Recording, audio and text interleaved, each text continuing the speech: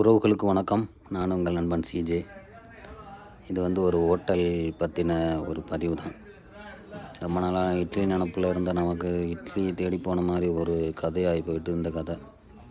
பார்த்திங்கன்னா இட்லி, சாம்பார், தோசை எல்லாத்தையும் ஒரு கடையில் போய் பார்த்தோம்.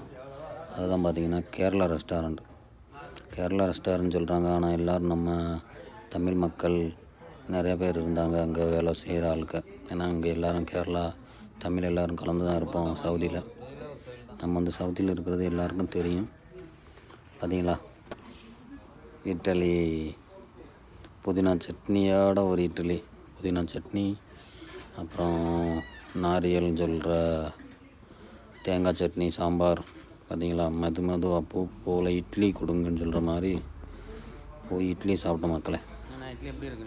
இந்த இடம் எங்கே இருக்குதுன்னு பார்த்தீங்கன்னா தகரானில் இருக்கிற நம்ம கேம்புக்கு பின்னாடி தான் இருக்குது கேரளா ஹோட்டல். எல்லோரும் போய் சாப்பிட்டு பாருங்கள். சாப்பாடு எல்லாமே நல்லா இருந்தது. கொஞ்சம் விலை குறைவாக தான் இருந்தது. விசிட் பண்ணி பாருங்கள், சப்போர்ட்டை கொடுங்க.